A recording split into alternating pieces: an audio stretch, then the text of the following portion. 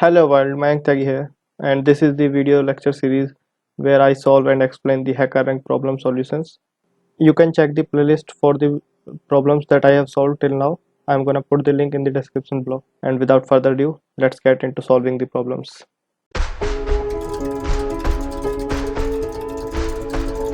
For this video, I have taken this problem, which is plus minus.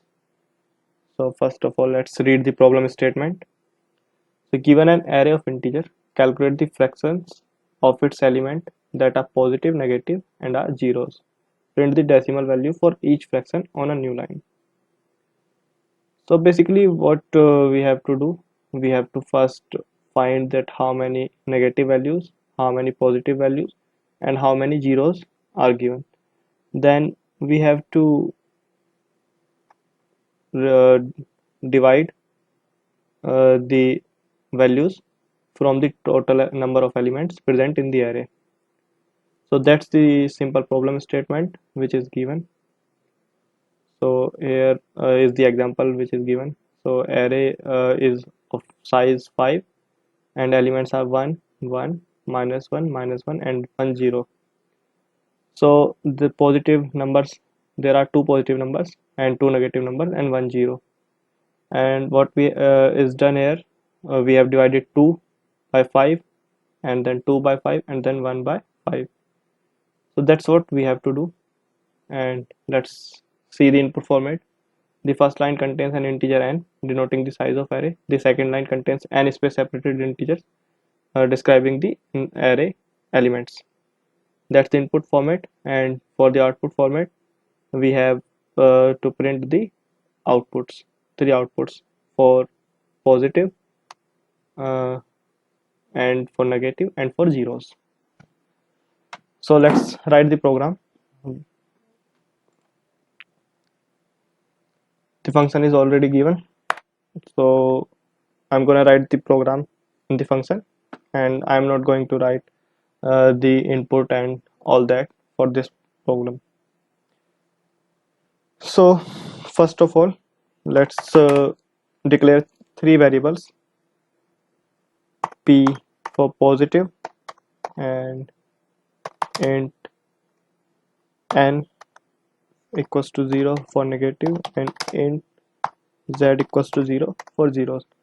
So what I'm going to do, I'm going to check each and every element in the array.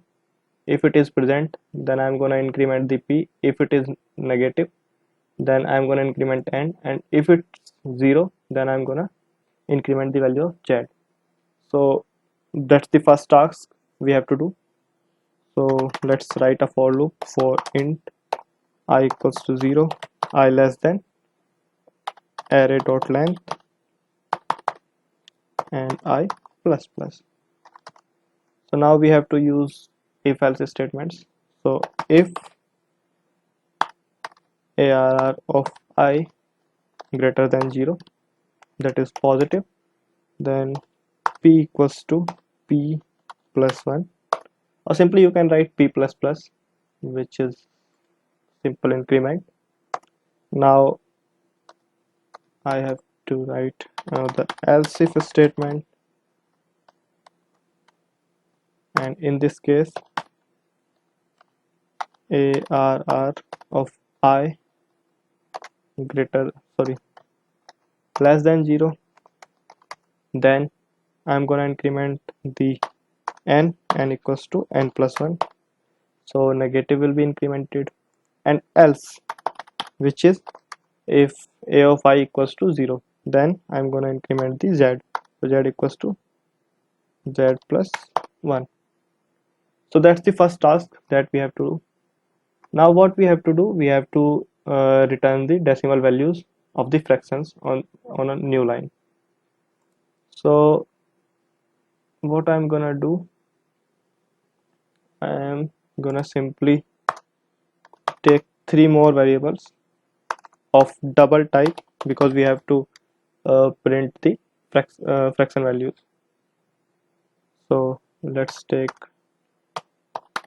double positive, and I'm gonna do the uh, division work, the fraction work here.